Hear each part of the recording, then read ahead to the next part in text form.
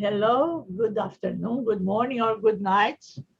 I am Márcia from Rio de Janeiro, Brazil. My English is not very well, but I can communicate, and I hope we can do it this afternoon. I'd rather do it in English because there is only few people who speak Portuguese, so that's what I chose to do here. Well, when I was invited to present something here, I decided to present what what is in my heart, what has been especially valuable for me over the past decades, what I have been learning all those years from my clients, my trainees, my students, my partners, and my readings. So I don't know if it will be something new or something already known for you, but I'm waiting these last years with the single encounter in what we call a service, a standby psychological service. It's good. It's not easy to find a name for that in English. So my English friends told me to say standby psychological service or on-duty psychological service. I think I will share my PowerPoint because it gives me a good way to go, and then you can read and you can follow my thoughts. Okay, so I'm gonna share.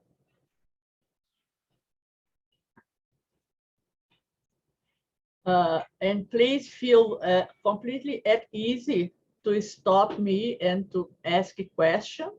Okay, if you feel like question or saying something, it's okay for me to stop me. Okay, so that's the name that I gave. The challenge of the radical encounter within the urgent needs. Standby psychological service. Okay.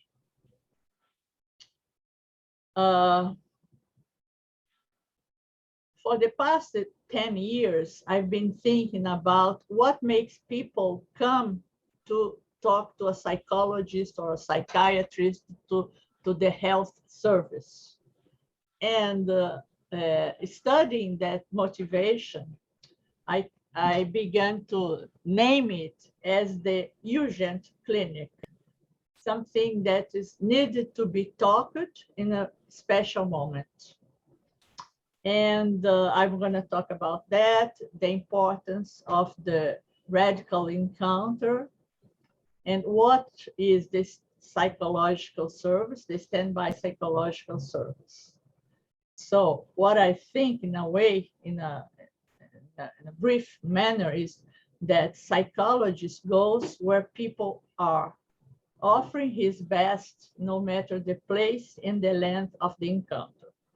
So we are exploring the possibilities that we may be of help to any people in any moment, which is a little bit different from usual and classic psychotherapy that we see people once or twice or 3 times a week.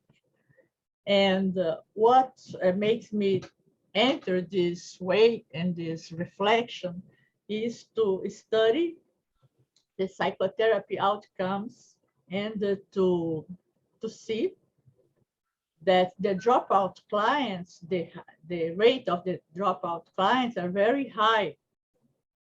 There is a guy called Mosh Talmon that faced the same problem of the dropout clients, and he made interview with those clients, and then he made a project what he called the single session therapy. And then in his books that I could get it,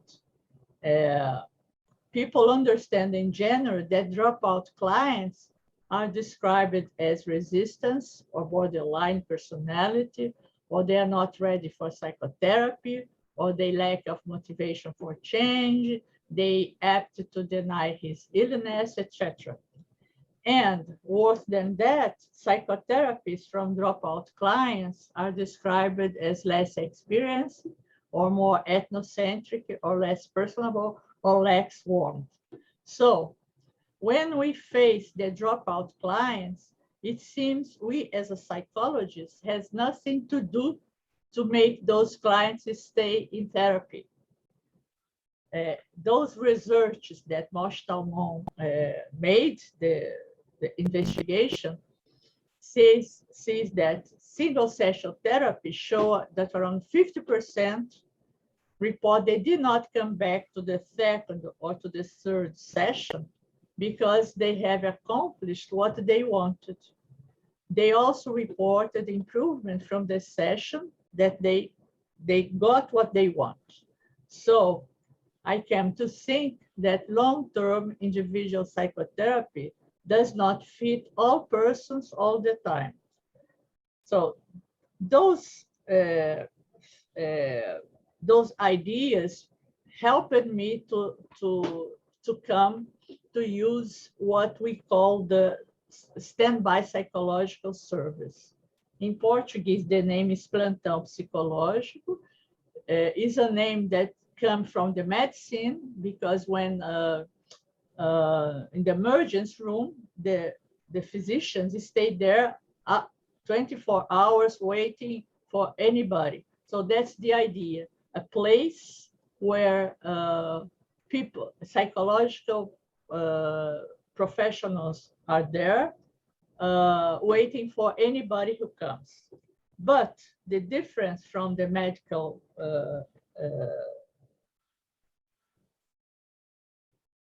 hospital, the medical physician, the difference is that we can use that service, the psychological service, in any place. I've been trying in any place, in a lot of places, like at schools, at the streets, at the university, working with people in the that has psychotic breakthrough, whatever. That's suicidal attempt. So we decide to use the word urgence and not emergence, because we think that urgence puts away all the psychopathological meaning, because urgence is anything that comes to you in any distress, could be little distress and big distress.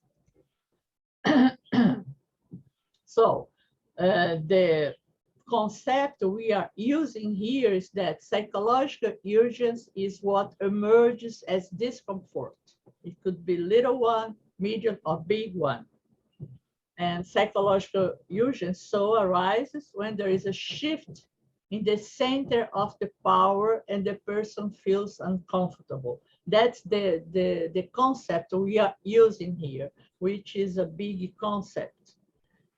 So the clinic of psychological urgence constitutes the process of the basic, the radical nature of the encounter. And the radical nature of the encounter, we are emphasizing three characteristics: authenticity, the single moment, and the reception. Okay.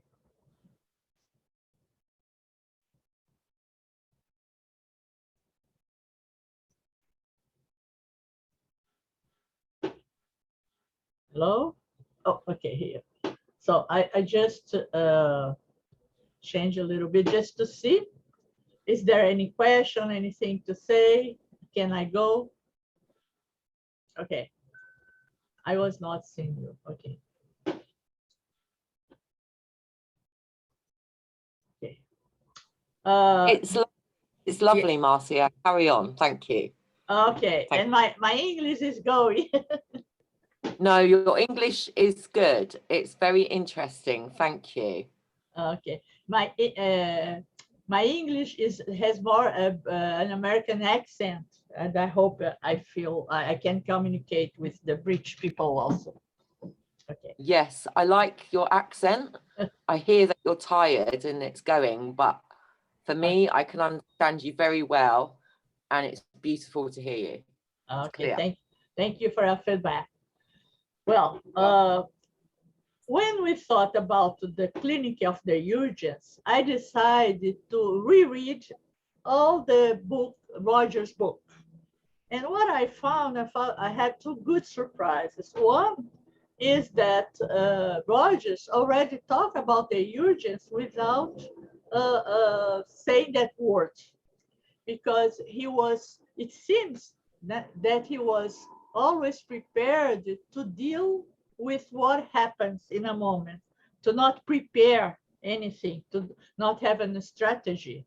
So it seems that he was already dealing with the idea that I'm developing now. So what I used to say is that Rogers put some seeds and that flourish in other country. And I took that flourish, that seed, to make that clinic of the urgence. So I am grateful to Rogers. When he was in the 20s in the child study department of Rochester, New York, he reported frustration with the diagnosis and the techniques that were used in that time. So what he says is that the urgence could not be grasped because you had to follow all the strategies and the diagnosis and the techniques. In the 30s, he reports, everybody, a lot of people know it. He was counseling a mother that rejected her son, and he could not help her because he has to follow a strategy. And then he gave up, and he said he could not see her anymore. But then the woman came back and began to talk about her suffering. And he doesn't know what to do. He listened very carefully. So what I say is that he listened to the urgence. Then in his book, Counseling Psychotherapy, he also states that psychotherapy do not need to be long to be effective, because I think, so that's my word, he grasped the welcoming of the urgencies. So it has not to be very long. But then for my second surprise, it was a book, Counselor with Return to the Serviceman, a book that I read only 10 years ago, and the book is from 1946. And there I found a special chapter. The name of the chapter is the use of the contact, the casual contact. And the casual contact is exactly what we are doing today in Brazil with those psychological, standby psychological service.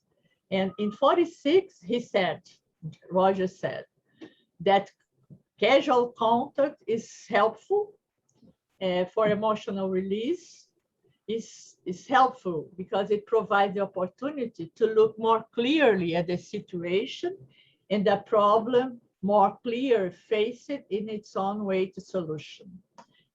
It's helpful because it may lead to further contacts definitely planned, where the individual goes more deeply into his problem. So I think, I say that what Rogers did was the attention to the encounter as healing. He could understand it was healing because it was an understanding of the distress. That distress could occur in any environment at length of time, because those casual contacts would happen in any place, in the library, in the cafeteria, near to the pool, wherever people find a psychologist to talk to. And then also the demonstration interviews began with Gloria in the 1964 film, shows the incredible quality of full presence expressed in the look, the posture, and the tone of voice. Here, listening to the urgence may have lasting effects and that keep echoing the radical nature of the encounter. I think that you already know that Gloria and Rogers kept writing letters to each other until her death. And just before her death, she came to visit Rogers in California. She had cancer. So only after an encounter of half an hour in 64, they built a very deep level of relationship. And there are also other demonstration interviews, and the feedback that people who were interviewed in front of a public would confirm the importance, the meaningful of those brief moments, half an hour, had in the life of a person when the person is seen as a real person. And also the works of group, the work in the group that promote significant and enriching personal change in a short period of time, where urgent needs may find ways to be fulfilled. Interpersonal relationships so play important role. So those that way that what I talked up to now is based on Rogers' work, and also calls our attention the high rate of dropout clients. So I began to think that we should offer another kind of psychological help in a way different from classic psychotherapy. So in Brazil, since the 70s, we began to offer those standby psychological service, but only in the 2000, this service spread throughout the country and in different contexts, as I told before. General and psychiatry hospitals, elementary schools, university, in the streets, in slums, favelas, in counseling centers, in private practice, in custody institutions, etc.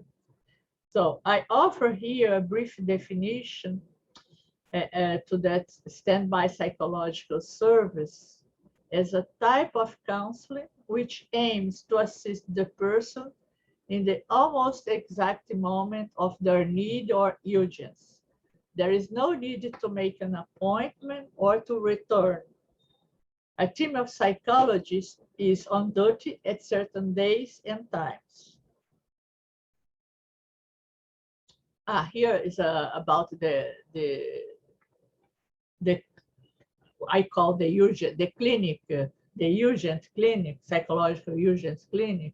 And then I use the word, the meaning of clinic in a more new way. A clinic is someone who has an inclination to take care of the, to lean to the other, which implies reception and welcoming. So this kind of psychological urgence amplify what we call in the past psychological clinic. We think that we should go to where people are and not just waiting the people to come to us. Okay, so now I'm going to speak more about those psychological, standby psychological service. There is an author here, he wrote the first book of that, and what he says, from the part of the professional practitioner, this system requires a willingness to face the unplanned, as well the possibility that the encounter with the client may be the only one. And from the client perspective, it means a frame of reference at a time of need. The client knows that he can come back, but he's not obliged to come back. Uh, I think that I already said that. Of course, in this kind of service, what we call the radical nature of encounter, all the core conditions that Rogers proposed are maximized, are amplified. And we think that the presence of someone who is really interested in welcoming another person in distress is really foster primary prevention. Né? All attitudes are important, of course. And another thing that I didn't put here, but I remember now, is that this kind of service it does not need all the what we call the settings, the external settings, because sometimes when we work at the streets, we talk to people walking or sitting on the ground. So we are not limited by the place or by the settings. Né? So those three elements that I'm calling the radical nature of the encounter. The first one is the authenticity. I think this image here, which I will show it later, is better way to talk about authenticity. It seems that here we use the fundamental we dimension that Peter Schmidt taught me, point to the dialectal nature of the actualizing process. Psychotherapist and client create the relationship from the mutual encounter in a posture of interconnectedness. And here, the authenticity is like the person formulates his actual thoughts and concerns and feelings as if for the first time, because it's the first time that those people are together. So it is as if the concerns, the thoughts are being said for the first time. The person is improvising, is giving shape to what she's being, what she wants to speak. So her speech, his speech, is kind of new. Congruence is one of the core conditions proposed by Rogers. Yes? Okay. Can I go further? Okay.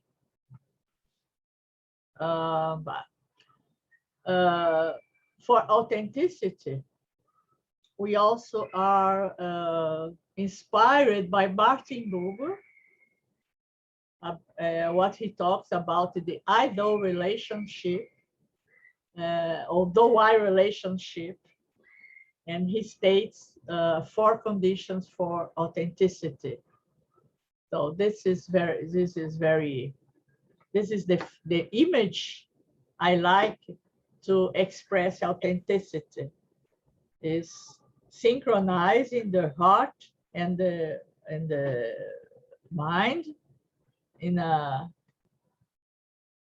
whole way, in a whole manner. I like it. Another category, another variable of the radical nature of the encounter is that usually it is only one moment. It could be more moments, but it depends. So, and it's good to know, it's good to tell the people to be aware that the encounter will be unique. And it is a great factor that mobilizes both the psychologist and the client, the person. The encounter tends to be more intense precisely by the awareness of its limit, awareness of empowerment when accompanied by personal care.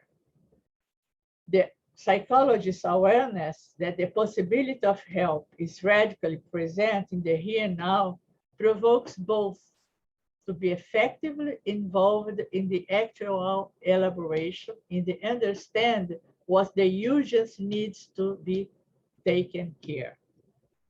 Usually we have in our service the possibility of the person to come again or again in 3 times. But for instance, when we are on the street, we don't have that possibility. So we should maximize the encounter because the problem will be the only one. Here again, we are inspired by Peter Schmidt when he talked about the we dimension that points to the dialectal nature of the actualizing process. Okay. And the third element I am pointing out is the reception of the person, is welcoming the person in all its experience. We are very close to her, to his, to her, in any feature that she presents to us. That element of the reception, welcoming the person, reminds me about Gary Prout pre-therapy, that we are there available to whatever the person speaks up or don't speak, wherever the person is at that moment. So reception here understood the receptivity to the integrality of the person and his immediate situation, including his failed struggles to confront his contingencies of psychological, social, and cultural nature. Such acceptance implies attitudes of empathy, understand, and unconditionally as its essential elements. So together with empathy, there's all the conditions already proposed by Rogers. So here's some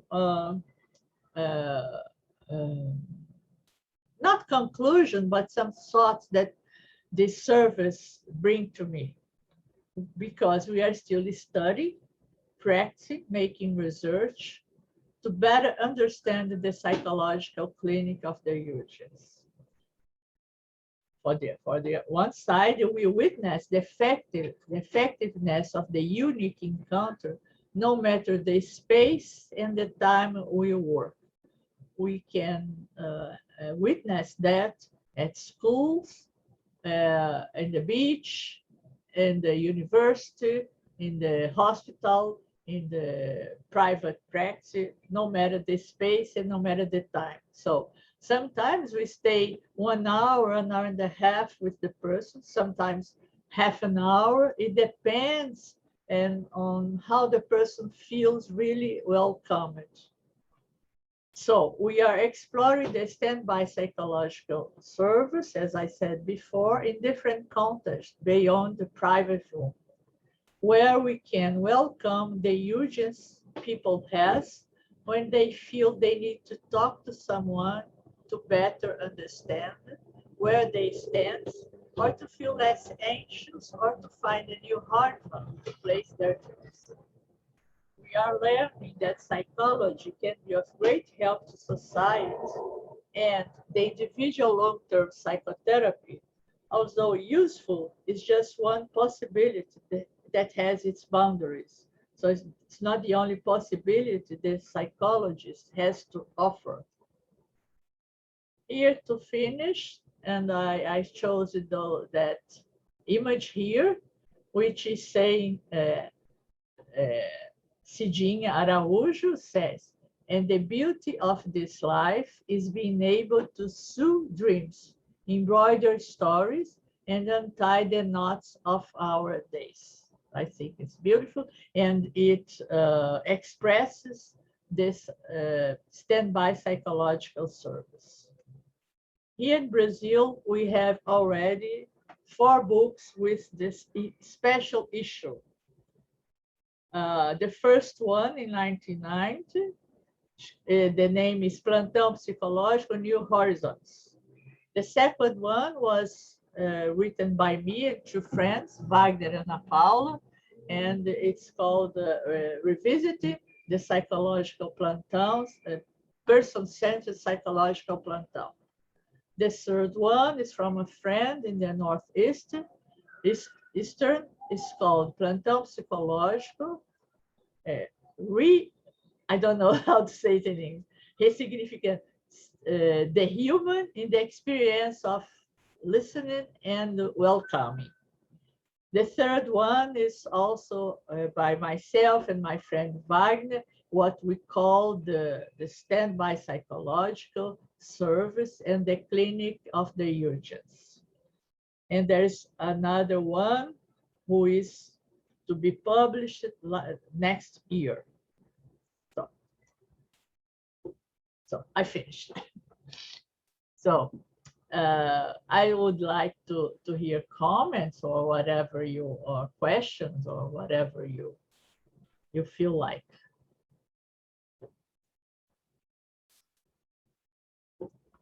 This is yesterday. I was in the workshop on pre-therapy, and I had the same effect then as I have now. This, when I think of those moments of urgency and people in dire need of an urgent encounter, I feel moved to tears like I did yesterday. Everything you've said just makes so much sense for me. And I notice you've been writing about it for 20 years. So this is that's wonderful to hear too, because you're developing this over 20 years, or you're looking, Well, I am a psychotherapist for 40 years, 45 years.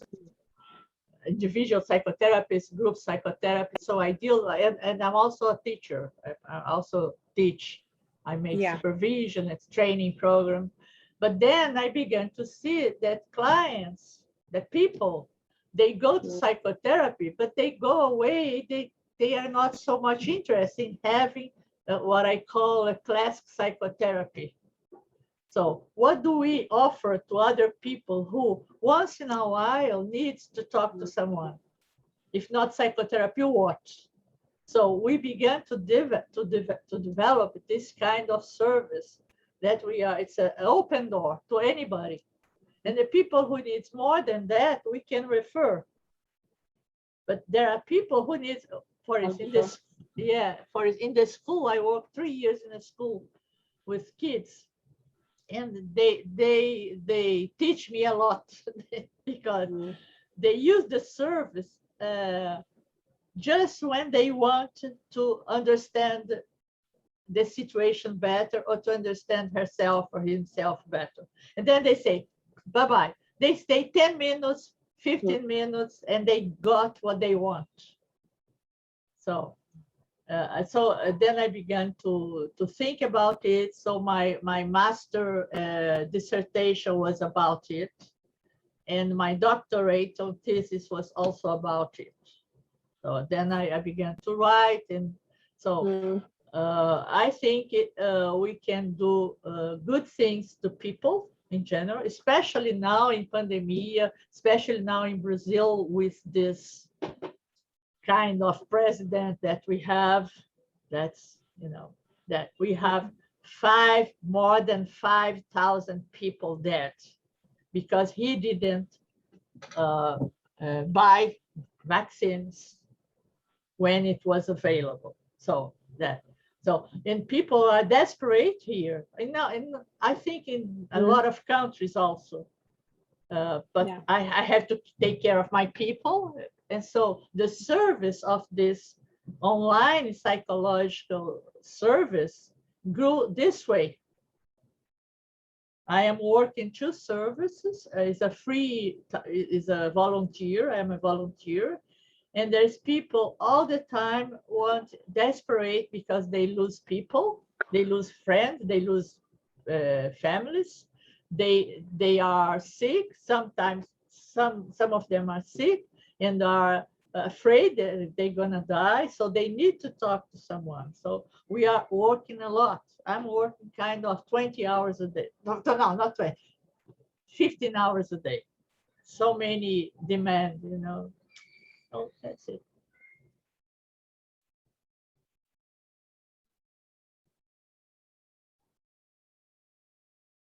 I really don't know whether there are this kind of counseling service in other countries. In the UK and in Norway, there you may have heard of open dialogue. Open dialogue is a person-centered approach. They don't think of it in terms of a jury, but it's a person-centered approach, and they're making good inroads, but it doesn't tend to be the urgent need. Okay. I don't think. I mean, I think what you're saying is what we need to be rolled out here. Here, people, if they're an urgent crisis, often it's the police who respond. And I've seen people put in handcuffs when they're having a psychotic episode and left in a police cell for the night. Okay. And that's just heartbreaking, you know, so that if they had an urgent psychological service who could go to them wherever they are, as you say, how different would that be? Yeah, it doesn't have to be breakthrough or suicidal attempts. It could be normal people. True. That, yes, not just in a moment needs to clarify what is going on, what is about his anxiety. So it doesn't have to be the emergence. It could be the urgence, you know. Even the people who end up in a police cell tonight, they're not necessarily psychotic. You're right. It's just they maybe have shared with someone that they have acute suicidal thoughts that in that moment their family don't know how to respond, and the police end up I don't want to take up too much time because I could talk for a lot about this. Okay. I'm loving. I love to hear from you also. The psychiatry, the breakthrough can be also referred to the psychiatric hospital, which it's good here, but if it is not so emergent, people don't have where to go, or they go to a private psychotherapist or a social assistance. And our social assistant is full of people, so they don't have the professionals. They don't have time to receive someone, so they have to wait, and they have to wait 1 month, 2 months, 6 months. They are on the line waiting.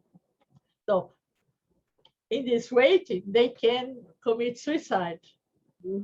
Or they can have a breakthrough. So there is no place here in Brazil, I'm talking, no place between the psychiatrist hospital and the private practice. There's no service to those people. So we are creating that kind of service. It's an open door service. Anyone can come in. Probably some people will need more than that. That's fine. We can refer to. So in the UK, there are crisis services. People will go out, but they don't tend to be person-centered. They tend to be based on the medical model. Oh, yeah. Usually it is like that. Yes, I did. I have a question along these lines, that by listening to you, the word urgency made me think of crisis intervention. So I'd be curious if you can maybe give us an example of how such an encounter goes, because it's much easier for me to understand that in an urgent situation, more often people would need something very concrete. Okay. They would need like an answer or a decision or an action, so something to do. So I'm very curious, how would such an one encounter would go? If you, I don't know, if you have time and if you can describe some example. It will be a pleasure for me. The first service that I began this kind of psychological help was in the school, and I was making a case for my dissertation, for my master dissertation. So I was there with my students, with that open door to any students. But I will tell you one student that was very special for me. He went there one time, and he said that he went there. I asked him, what brings you here? And then he said that he was making a music for his teacher. And I didn't understand. He was making a music for his teacher, and he came to the psychological service. And then I began to ask a question, and he didn't answer me directly. It was kind of strange, bizarre. And then he told me that he was a musician, and that he was you know what's rap music, that music for teenagers. And then I began to talk to him in the rap music. I just invented the rap music in the moment. And then he looked at me really surprised, and then he began to answer me in the same music. And we stayed there for half an hour with that rap music. And what was important for that? Because in that moment, in the first moment, he was not saying anything. I was asking him something, and he would say another thing. We could not communicate. We could not connect. That's it. And then when I tried to arrange a way of communicate with him, I began to sing in a rap sound. And in that second moment, he could open himself, saying a lot of things about his life. He's a very poor guy, and he lost the school. He was in the streets, and so he was 12 years old, and he could not read, he could not write. But then he went to the psychological service. I was there that day, was my shift, and then he told me all of that, and he said, I want to draw the Brazilian flag. The Brazilian flag has in the middle two words, ordem e progresso, order and progress. And then he could not write. And then he asked me to write. And then I told him, okay, and he gave me the same pencil that he was using for me to write. He said, that pencil doesn't function. It's not good. And then he gave me the same pencil for me to write. And then I told him, you don't feel you are ashamed because you don't know how to write, and you want me to write with the same pen, not pencil, pen. And then he smiled, and I wrote. And then he draw one heart with 3 or 4 small balls inside the heart. Can you follow me? And then I told him, oh, that heart is crying. And then he said, how do you know? And then in a joke way, I said, well, here, the drawing speaks for itself. And then he said, really? I said, yes, I listened to the drawing saying that you are sad. And he said, yeah, that's true, because the girl that I want, she doesn't want me. So then he went away. And then he came back another time, and we began to talk without singing. We began to talk normally. And then he used the drawing because he liked the metaphor that I said, that the drawing speaks up. And so he talked with his friends. Oh, you go there to that room, and that room, when you draw something, that drawing speaks up. And then a lot of people come to the room and said, oh, this is the room where the drawing speaks up. I said, yes. And then the children began to use that metaphor of the drawing that speaks for itself. And that helps them to express their fears, to express their suffering. That's one example that I was very happy to be of help of this boy and some other boys and girls of that school. Is that enough? Do you feel that's a good example for you, Adina? Thank you. Yeah, I could follow. I could follow you. It's still that I have this idea that children function quite differently than adults, and that adults, yeah, maybe I'm somehow skeptical that adults will open up that easy. That soon. Okay. Maybe yeah. Before working with that kind of service, I was really skeptical about it because I was a psychotherapist for a long time, and my clients need so many times to open up. As I said, it will not work. But then I began to have adults also, to work with adults. And the first experience was on the street. When I was there on the street, I said, nobody will come here, sit here, talk to my students or to me and talk about themselves. But let's try. And then we tried. And I was really impressed, really surprised, because when people knew that we were psychologists, it was for free. They don't have to pay anything. Okay, I was working for the university.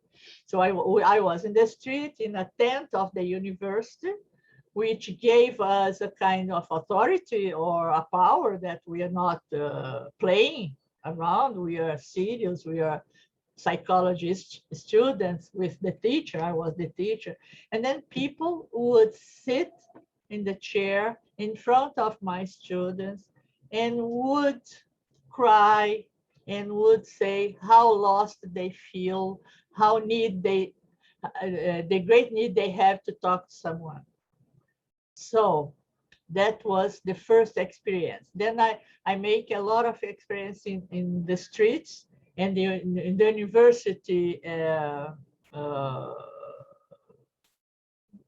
not from the university classes, not in the classes, corridor. You say corridor? That, okay. So I am experimenting in many places with children, with adults, in group, individual. And the experience that I and my friends have reinforced that we should go on in that direction. That's a good direction. And we also receive a lot of good feedbacks. For sure, this service is not enough for many people. That's okay. Mm-hmm. People need more than one or twice. But some people need just what they need is in a moment of distress to have someone empathic and conditional, willing to offer his presence to the other person. That's what they don't need anything else. They just need it. So I'm exploring that possibility. Thank you so much. I'm kind of, Adina, I'm just thinking about the cynicism, and I'm wondering if maybe I was thinking, why am I not cynical? I understand your cynicism. You know, you said, why would people open up so quickly? And maybe because I've worked in a secondary school where I turn up and I've got a young person, maybe 14, maybe 18, sitting out on the floor outside the door. They don't have an appointment, and then if they come in and I've only got 10 minutes, I don't have time, and then we talk for 10 minutes and then they leave, and often they're ready to leave after 8 minutes, 7 minutes. So maybe it's that, but I also wonder if it's about, I think maybe what Marcia you're talking about is the encounter in the moment, not necessarily about necessarily opening up so much. Sometimes from what you're saying they do, and sometimes it's maybe just that encounter when they're in that distress in the moment to experience that might just be such a salve. Yeah. Or just to feel that they can connect to someone who are present for them. Yeah, and how effective in the moment that can be.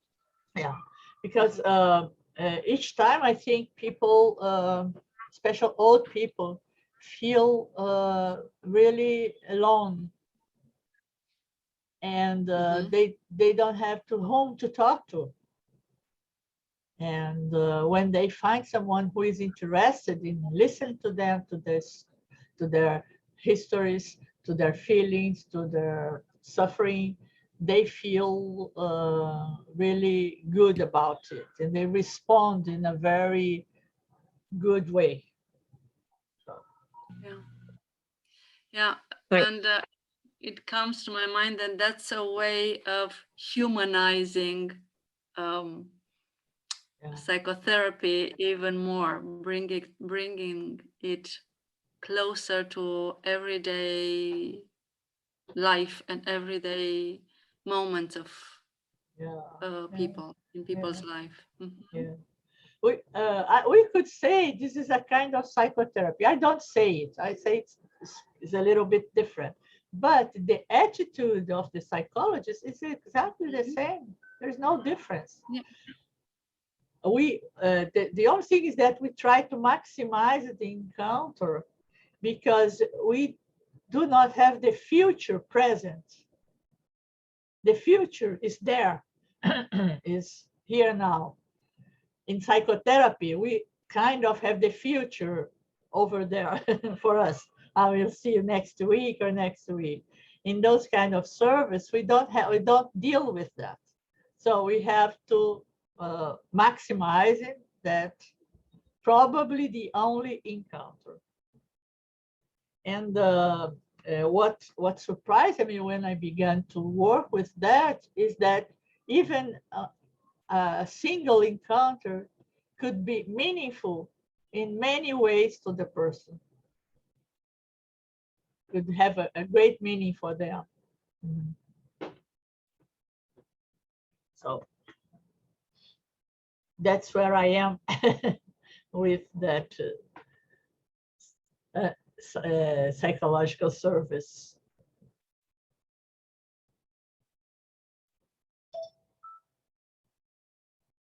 I want to come and work with you tomorrow, Marcia. What? I didn't. You want? I want to come and work with you tomorrow. Okay. Okay. I'll fly to Brazil. Okay, come here. We have a lot of space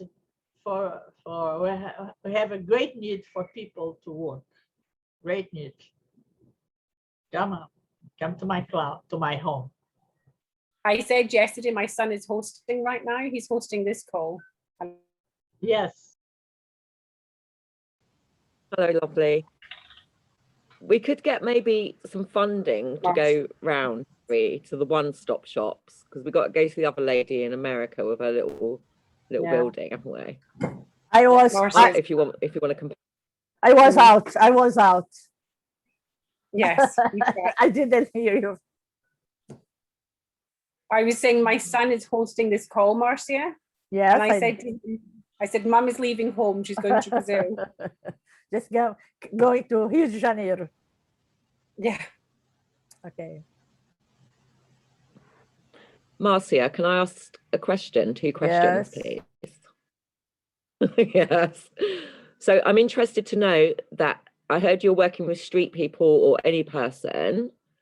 So these people, are they coming from the favelas? They're coming from the gang? Yes, yes. Okay. Well, it comes, the times that I work in the streets, I was working with the university. The university places some tents in the streets and offers services. You know, each course offers its service. The psychology one offers the service of talking to the people in the moment. So it comes from people that are on the streets. Sometimes it comes from the slum, from the communities, from the favelas also. I have a dream of offering a service in the favela. I already worked there. Here there is a project, a teacher that teaches classic ballet to the poor teenagers. And she invited us because those kids, they don't want to learn, they don't respect the teacher, whatever. So we were in the favela receiving the children of that project. The problem is that, well, we didn't have problem because the people who lead the slum, the criminals, they protected us because they know we are doing good service for their kids. So they would say, the psychologist is coming, go, go, go, go. So they would follow us to the place where there is a classic ballet school, and he would follow us. He would make he was they would not let anything happen to us. So that's beautiful, because that was my next question. So it sounds to me like in the favelas, there's the beginning of social and cultural and political change. yeah. Yeah. Yeah. So you were protected by the gangsters. Yeah. And I think this has something to do with, yeah, that's the them only having way. no That's choice. the only way. That's the only way to get in the favela, because if I'm not protected by them, I would be killed. Yes, I understand. That's why I was asking you. And I understand some of the history around the favelas from what I've read, and it fascinates me. And I know it's really, really tough. Yeah, it is. My second, so Terry's on her way to the favela, to the ghetto. I'm And not my sure other I'm that question- brave. What, Terry? I'm not sure I'm that brave, Marcia. No, so don't have to be brave, because the gangster, they are brave. They protect you, and they say, if something happens to you, just tell me. Yeah. So the second question. And I find I grew up in a ghetto, and I find it the most transparent, kind place I've ever lived. It's true. But the ghetto that I grew up in wasn't as bad as the favela, in terms of there was sanitization, there was water, and there was access to outside services. But from the media in UK, they will say I'm from ghetto. Does that make sense? I think I didn't understand very well what you said. Don't worry. We go to next question. No. You know why? Because your voice is cutting for me. Okay. Is it better now? Yeah. Better. Don't worry. I basically said that I grew up in the ghetto in UK, but UK ghetto and Brazil ghetto is very different. Yeah, I think it is. It's different. It is. I think my ghetto was rich. Yeah. And civilized. Yeah. Yeah. I cannot pretend that it was uncivilized. But the outstanding thing about growing up in ghetto is that wherever I lived around the world, I've never found, and I've lived in many different classes and countries and had many, many different experiences by mistake or desire, just because, never found the same quality of community and Oh, honesty.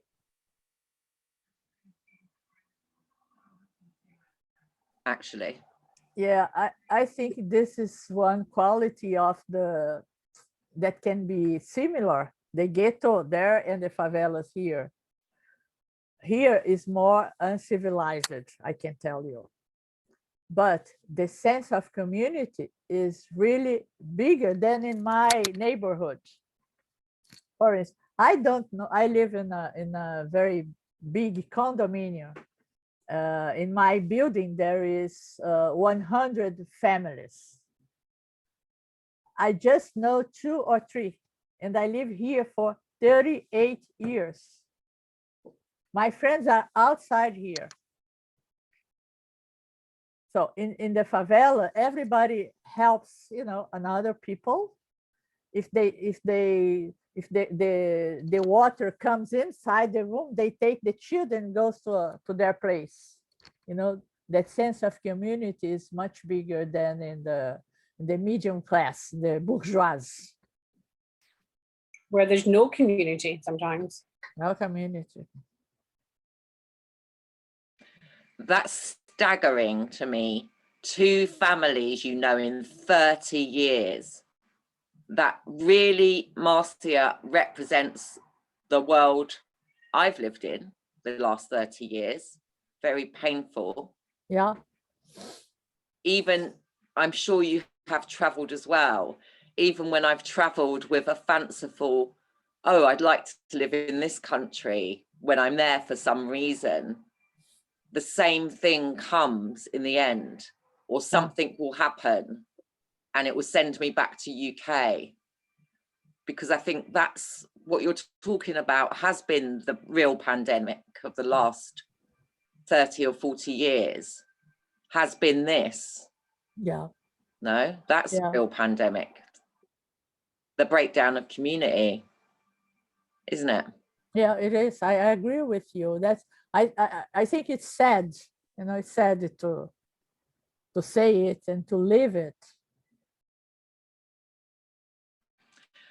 Which is why, oh gosh, wow. I'm just staggered that in Brazil, for 2 families in 30 years, that just staggers me. Yeah. Wow. I think that may get worse in the future as well, now that everything can be done online, because say you used to have a local shop you'd go to and you'd know the people who work there, but now if you get everything delivered to you, you don't even have to see the people you live around.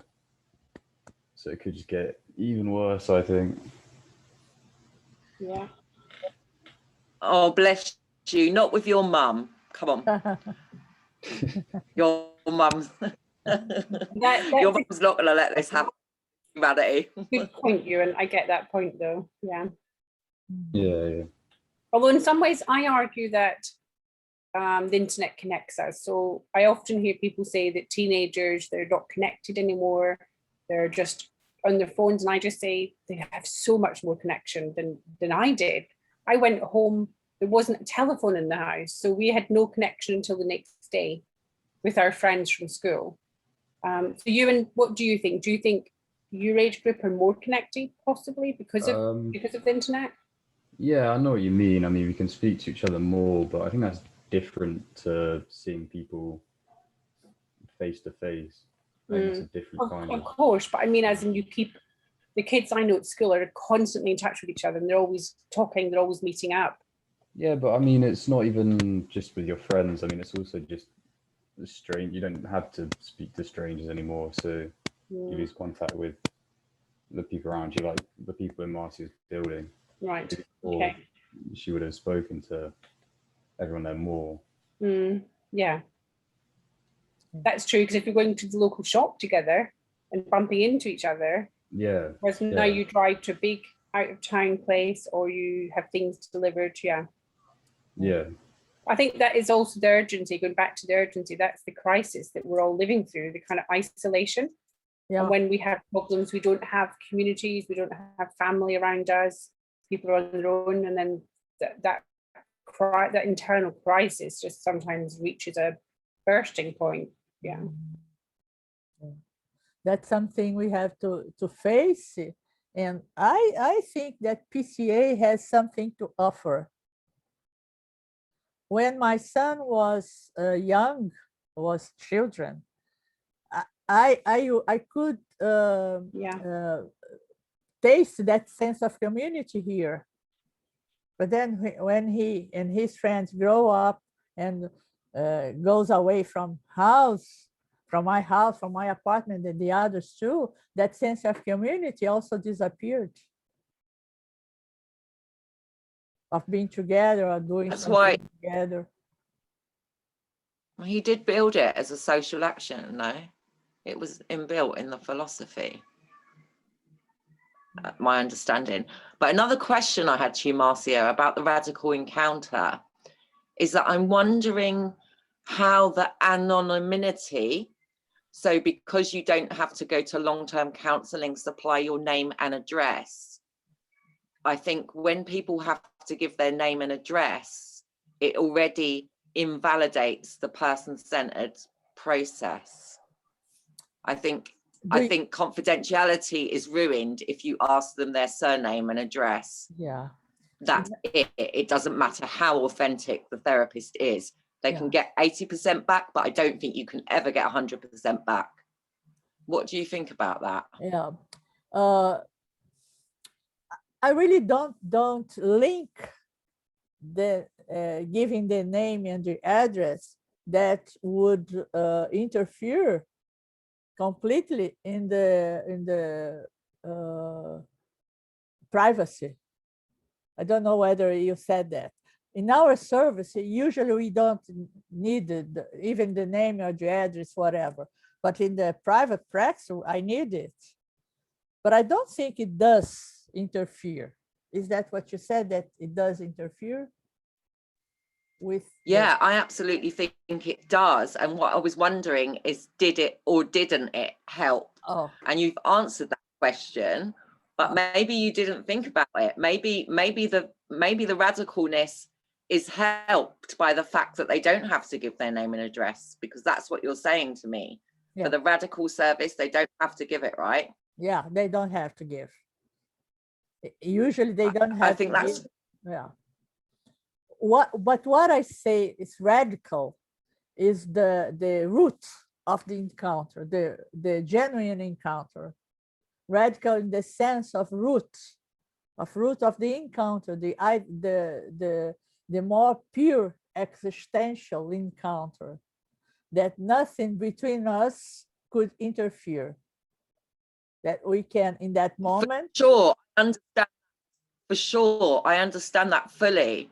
But for me, a name and address interferes in the energy. Oh. The freedom when working with murderers or whomever. That's why I feel that it does add, it helps with, I understand what you're saying about the roots within ourselves and what we know to offer. But I still think it's potentially contaminated by the lack of confidentiality, and it's strengthened in your service. Yeah.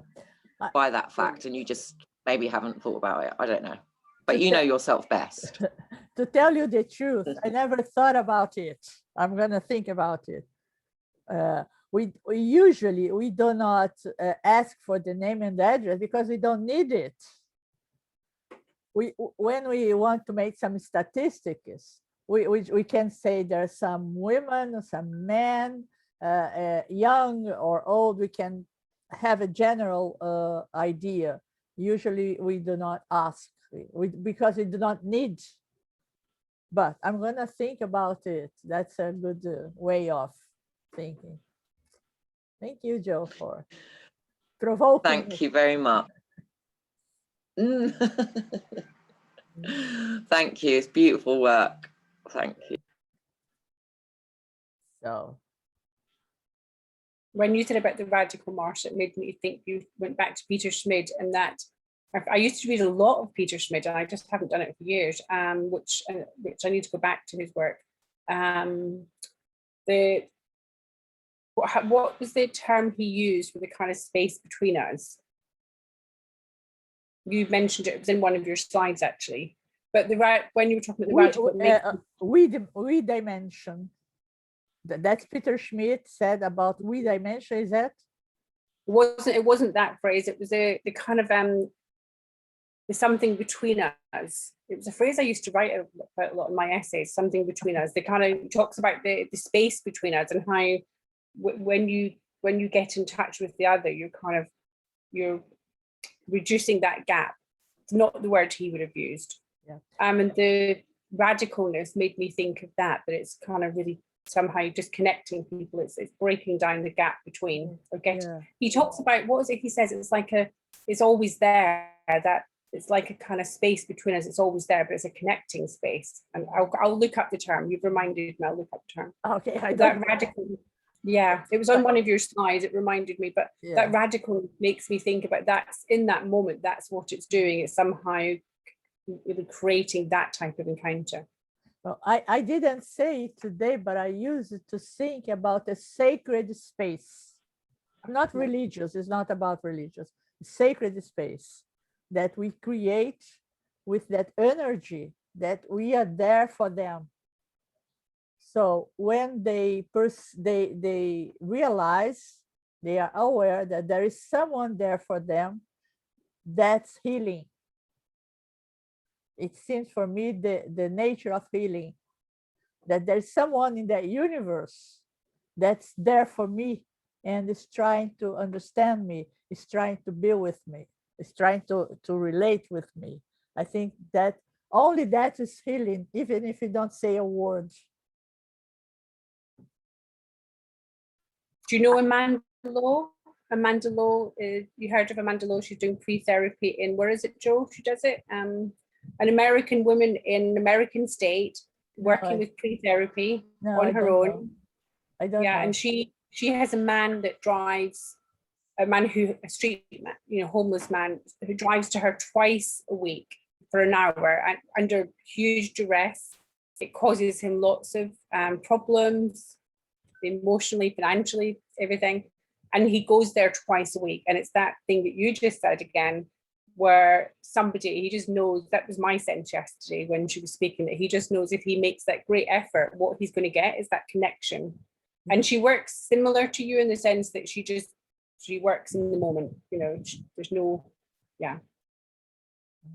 What's the name of the person? Could you write down in the chat, please? Yeah, let me do it. She's worked, Amanda Lowe. And she met with Gary Prouty's mum. I can't remember Gary's mum's name. I don't Only know. last month, and she gave her all Gary's books. She said a couple 100 books. Yeah. By the But way, she did a presentation yesterday. Oh, I see. Here, yeah. Oh, I see.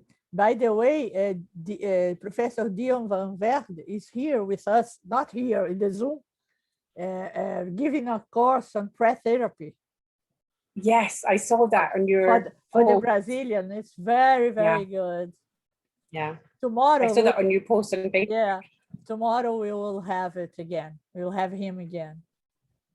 Amanda, oh no, I don't know her, but I heard about her, but I don't know her. Okay. Yeah. Dion would know her. Yeah. Probably. Dion asked Amanda and Rab to come yesterday and do the conference and do their presentation. Oh, I see. I see. Well, I thank you for being here, for being patient with my English. I don't speak a long time. There's a long time that I don't speak English. So in the beginning, I was kind of nervous. I find it so good, Marciana. Yeah, so good. Your language and your content. I hope Hilja could understand, because she told me she doesn't understand English very well. Okay. Did you understand me? Rugia? Yeah. Oh, a moment. What? If you feel better writing in the chat,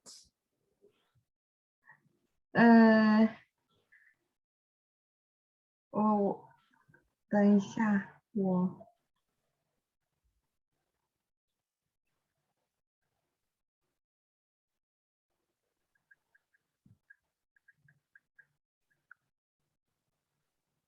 I'm using Baidu translation. 嗯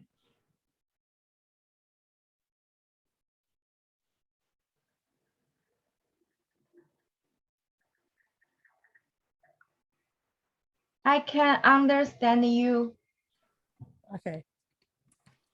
Okay, thank you.